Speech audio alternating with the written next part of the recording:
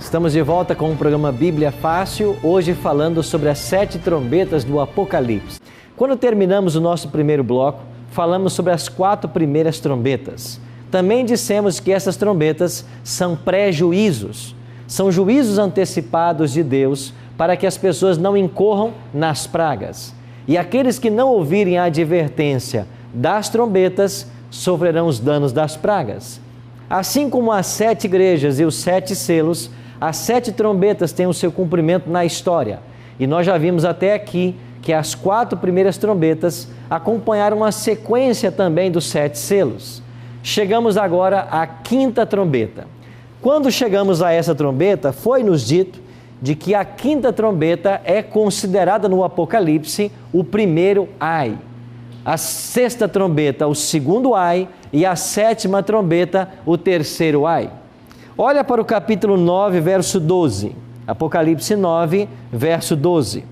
O primeiro ai passou, e eis que depois dessas coisas ainda vem o quê? 2 ais. Aqui nós estamos no final da 5ª trombeta. Então é outro texto que confirma que a 5ª trombeta é o primeiro ai.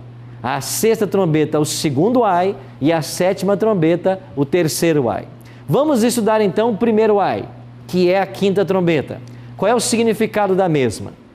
A 5ª e a 6ª trombeta, na visão de alguns estudiosos, descrevem as investidas das tribos maometanas sob o comando de vários líderes, constituindo assim um poder que lutaria contra o cristianismo. Vamos olhar então para a história e tentar encontrar esses elementos a partir da 5ª trombeta. Apocalipse 9, verso 1. Leia comigo. O 5º anjo tocou a trombeta e vi uma estrela caída do céu na terra, e foi-lhe dada a chave do poço do abismo. O que significa essa estrela caída do céu? Para muitos estudiosos, essa estrela caída aponta para o surgimento do islamismo e o seu progresso, principalmente na Arábia. Quando surge o islamismo, a partir do século 7 da nossa era cristã, a Arábia era conhecida como Poço do Abismo, por causa dos vários desertos que possuía esta região. Um outro detalhe interessante, o adepto do islamismo, que é chamado de muçulmano, essa expressão significa aquele que se submete. Então, muçulmano significa, etimologicamente, aquele que se submete.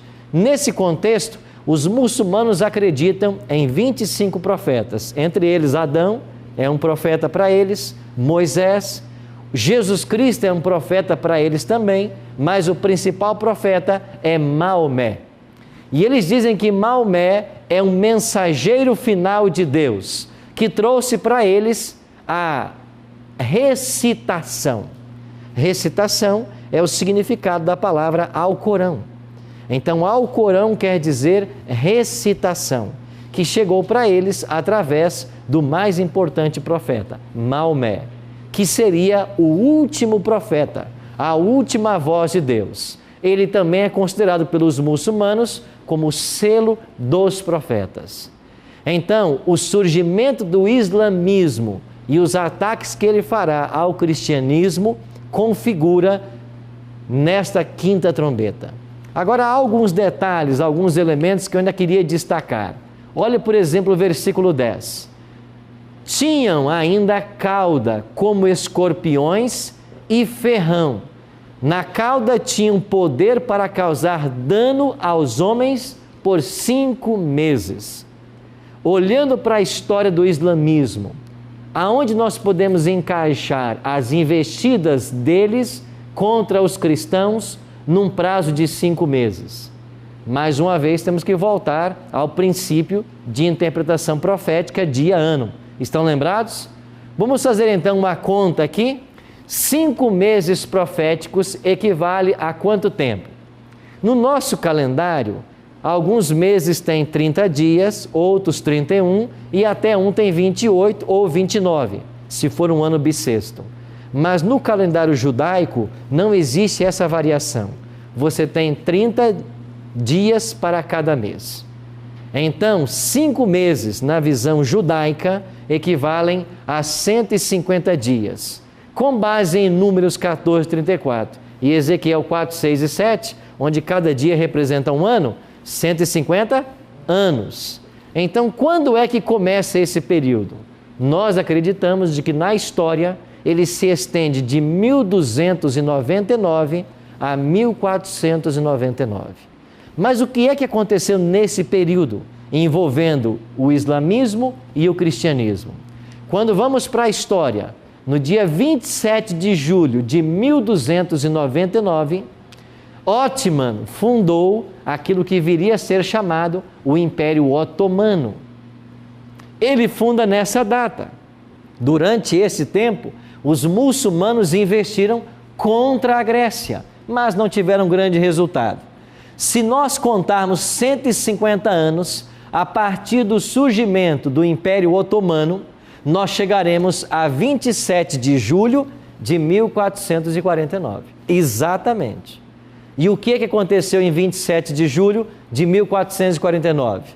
Nós temos uma investida dos muçulmanos contra a Grécia. Só que agora eles vencem a Grécia. E isso aí abriu o caminho, ou melhor, isso impediu a passagem dos europeus para o Oriente e ajudou no descobrimento da América. Então, o período do surgimento do Império Otomano até que os gregos sejam vencidos pelo islamismo dura exatamente 150 anos. Um outro detalhe dessa trombeta: se esse surgimento, se o toque dessa trombeta equivale ao primeiro ai, então são juízos severos que se abateriam sobre as nações. E qual é o segundo juízo então, além dessa investida contra a Grécia? Vamos então à sexta trombeta. O sexto anjo tocou a trombeta e ouvi uma voz procedente dos 4 ângulos do altar de ouro que se encontra na presença de Deus, dizendo ao sexto anjo, ao mesmo que tem a trombeta: solta os 4 anjos que se encontram atados junto ao grande rio Eufrates. E foram soltos os 4 anjos que se achavam preparados para a hora, o dia, o mês e o ano, para que matassem a terça parte dos homens da terra. Mais um período profético aparece na sexta trombeta. Agora fala sobre a hora, o dia, o mês e o ano. O que acontece se nós juntarmos esses elementos com base no cálculo profético dia-ano? Vamos fazer juntos a conta? 1 hora equivale a 15 dias. Estão lembrados de Apocalipse 8:1, quando o céu ficou em silêncio por meia hora e nós explicamos que é cerca de 1 semana? Então 15 dias equivalem a 2 semanas. Um dia equivale a 1 ano. 1 mês, 30 dias ou 30 anos. E 1 ano? No calendário judaico, 360 dias, 360 anos. Se somarmos todos esses períodos proféticos, nós chegamos à quantidade de 391 anos e 15 dias. A que se refere a sexta trombeta, que se encaixa dentro desse período histórico? Nós podemos comparar agora a data de 27 de julho a data final que nós havíamos visto, quando o islamismo invadiu a Grécia, de 1449, e se a partir dessa data nós viajarmos, nós chegaremos então ao ano 1840. O que aconteceu em 1840? O Império Otomano, que havia sido fundado em 1299, chega ao seu fim, exatamente no final do período profético. Então, o toque da sexta trombeta tem a ver com o fim do Império Otomano, e ele vai perder o seu poder para 4 potências cristãs da Europa. Daí a expressão do anjo: solta agora os 4 ventos. Uma alusão a essas 4 nações que derribariam o Império Otomano. Este foi o segundo ai. Agora que nós já percorremos 6 trombetas, falta-nos apenas o terceiro ai. Interessante que o Apocalipse tem vários parênteses. Vocês perceberam isso já? Quando nós chegamos no capítulo 6, no versículo 17, o capítulo terminou com uma pergunta: assim que foi aberto o sexto selo, quem é que pode suster-se diante da volta de Cristo? Aí o sétimo selo vai para o capítulo 8, pulou o capítulo 7. E o capítulo 7 serve para explicar quem é que ficaria de pé na volta de Cristo, os 144 mil. O mesmo acontece agora. Nós estamos no capítulo 9, e agora que é tocada a sexta trombeta, o Apocalipse pula um trecho, o capítulo 10, e vai para o capítulo 11, verso 15. Lá vai aparecer a sétima trombeta. Por que é que há esse intervalo? Isso não é por acaso também na literatura apocalíptica, é porque os eventos do capítulo 10, eles estão linkados com a sexta trombeta. E se o Império Otomano caiu, como nós vimos em 1840, o que é que aconteceria neste ano? Pelo menos de 40 até 44. São os eventos descritos no capítulo 10, que nós vamos estudar na semana que vem. Porque eles vão falar sobre um livrinho que está na mão de um anjo. João toma o livro, João o come, ele é doce na boca, mas amargo no estômago. Então, com base nesse princípio de paralelismo do Apocalipse, nós temos que entender que o capítulo 10, ele está linkado com a sexta trombeta. Assim como o capítulo 7 está linkado com o sexto selo. E então chegamos à sétima e última trombeta. Apocalipse capítulo 11, verso 15. Tocou o sétimo anjo a sua trombeta, e houve no céu grandes vozes que diziam: o reino do mundo passou a ser de nosso Senhor e do seu Cristo, e ele reinará pelos séculos dos séculos. E os 24 anciãos que estavam assentados em seus tronos diante de Deus, prostraram-se sobre seus rostos e adoraram a Deus, dizendo: graças te damos, Senhor Deus Todo-Poderoso, que é e que eras, porque tens tomado o teu grande poder e começaste a reinar. Quando lemos a sétima trombeta, que evento essa trombeta está descrevendo? A volta de Cristo. Então, o toque da sétima trombeta é a própria volta de Cristo. Nós já dissemos para vocês de que a Bíblia tem que interpretar-se a si mesma. Estão lembrados de um texto que Paulo escreveu em 1 Tessalonicenses 4, 16 e 17? Quando for tocada a trombeta, ressoada a trombeta de Deus, descerá dos céus. Paulo diz que a volta de Cristo acontece ao som de trombetas. Estão lembrados também de Números 10, que nós lemos hoje aqui? Quando diz lá que o toque da trombeta não era apenas para ajuntamento da guerra, mas para a festa religiosa, pois o toque da trombeta sinaliza uma festa religiosa. E das 7 festas que já aconteceram na história de Israel, com aplicação para os nossos dias, falta o cumprimento de apenas uma festa. Sabe qual festa falta? A festa dos tabernáculos. Vocês estão lembrados que lá em Israel, quando esta festa era celebrada, ela durava 7 dias? Quando Cristo voltar e o céu ficar em silêncio, quanto tempo vai durar esse silêncio? 7 dias. Então só nos falta a festa dos tabernáculos. e cada festa era anunciada pelo toque das trombetas. Então a trombeta vai soar e será a própria volta de Cristo. É por isso que essa comparação de um cumprimento histórico das trombetas faz sentido, porque se a sétima trombeta é a volta de Cristo, vocês estão lembrados que o sétimo selo também é a volta de Cristo? E que a sétima igreja, Laodiceia, ela estende o seu período até a volta de Cristo? Ou seja, só nos falta agora o toque de uma trombeta. 6 trombetas já tocaram. E quando a sétima for tocada, Jesus voltará. Agora olha com atenção para o texto, e eu chamo vocês a atenção por um detalhe. Leia o finalzinho do verso 17. Graças te damos, Senhor Deus Todo-Poderoso, que és e que eras. Você está lembrado dessa expressão no livro de Apocalipse? Ela aparece lá no capítulo 1. Dá uma olhadinha em Apocalipse capítulo 1 e veja comigo essa expressão.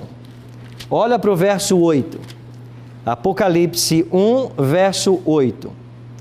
Eu sou o Alfa e o Ômega, diz o Senhor Deus, aquele que é, que era e mais o quê? Que há de vir. Agora vá para o capítulo 4, verso 8. E os 4 seres viventes, tendo cada um deles respectivamente 6 asas, estão cheios de olhos e ao redor e por dentro, não tem descanso nem de dia nem de noite, proclamando o quê?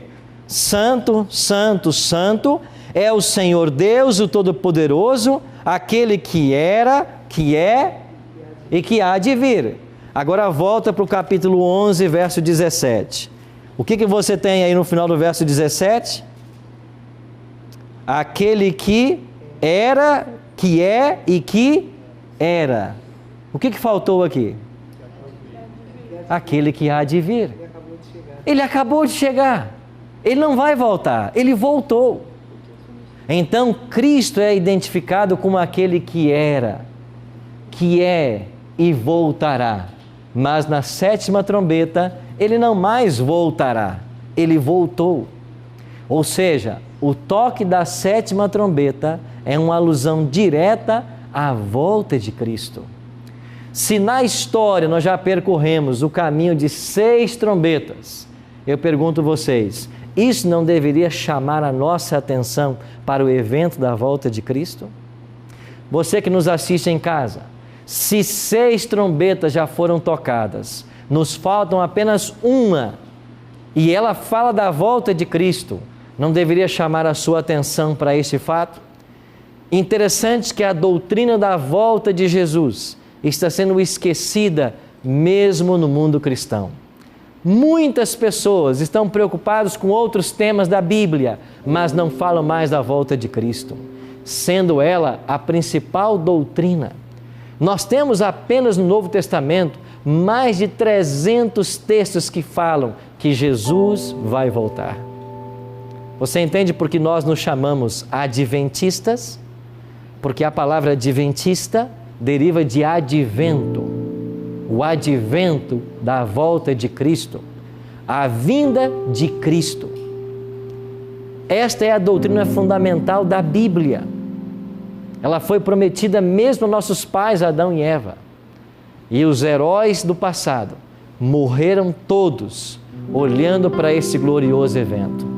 O apóstolo Paulo foi um deles. Você sabe que o apóstolo Paulo foi decapitado em Roma no ano 67. Esse homem era um homem poderoso. Interessante que eu disse para vocês outro dia que haviam falsos apóstolos lá em Éfeso. E certa ocasião eles foram expulsar demônios, estão lembrados? Os demônios disseram assim: Jesus Cristo nós conhecemos, Paulo nós sabemos quem é, mas vocês quem são? Os demônios conheciam Paulo, eles tremiam diante de Paulo. Você sabe que Paulo tinha tanto poder que as vestes de Paulo curava.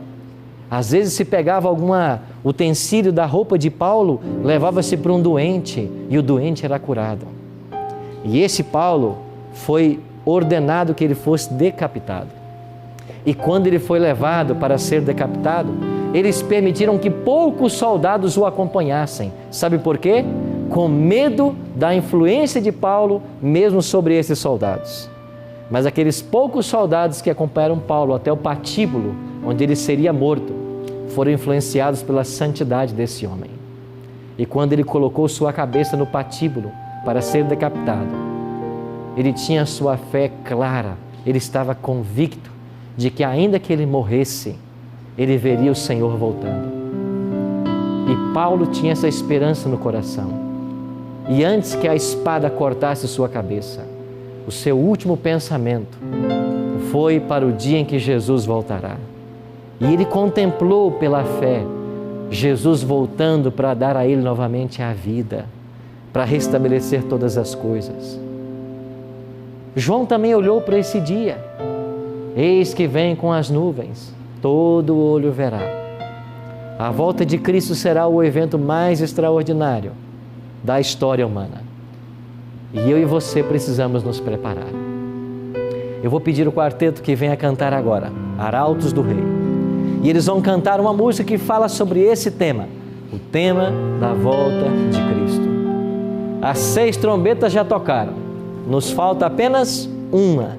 E a pergunta que eu faço para vocês é: antes que essa trombeta toque e Jesus volte, a sua vida está nas mãos de Deus? Você que nos assiste em casa, a sua vida está nas mãos de Deus? Você está pronto para a volta dele? Você tem feito da volta de Cristo o foco da sua vida? Os interesses mais especiais? Eu queria que você pensasse nisso, nos teus valores, enquanto ouviremos essa música.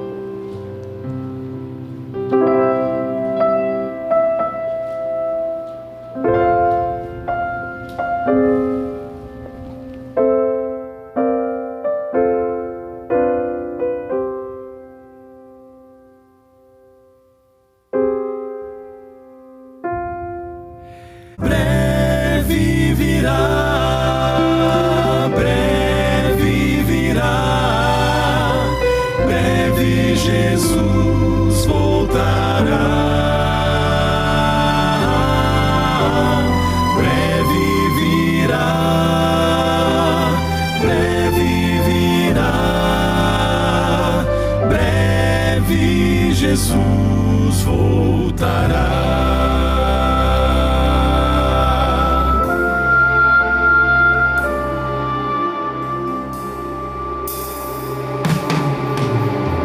Há quanto tempo já contamos a história de que Ele veio para salvar os perdidos.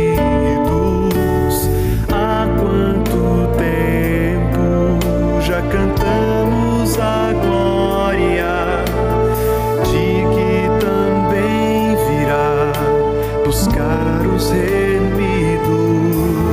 Mas uma outra plenitude haverá para cumprir assim o tempo de Deus e o seu propósito se completará, para que Jesus retorne em glória dos céus. Breve virá,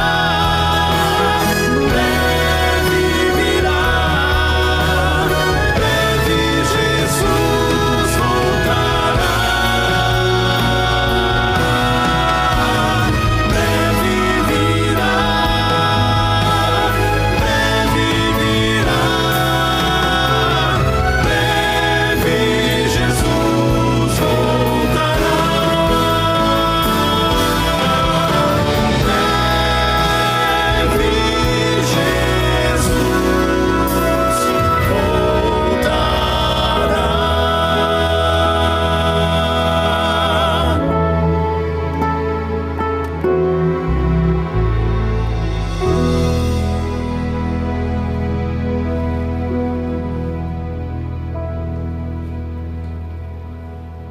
A volta de Cristo a essa terra em glória e majestade será o evento culminante da história da humanidade. Como o quarteto cantou, breve virá, breve Jesus voltará. Quer você queira, quer não, Jesus vai voltar. Mas sabe qual é a boa notícia que o Apocalipse nos dá? Ele está voltando, mas a trombeta ainda não foi tocada. Há esperança para mim e para você. Nós podemos hoje escolher nos preparar, entregando nossa vida nas mãos dele.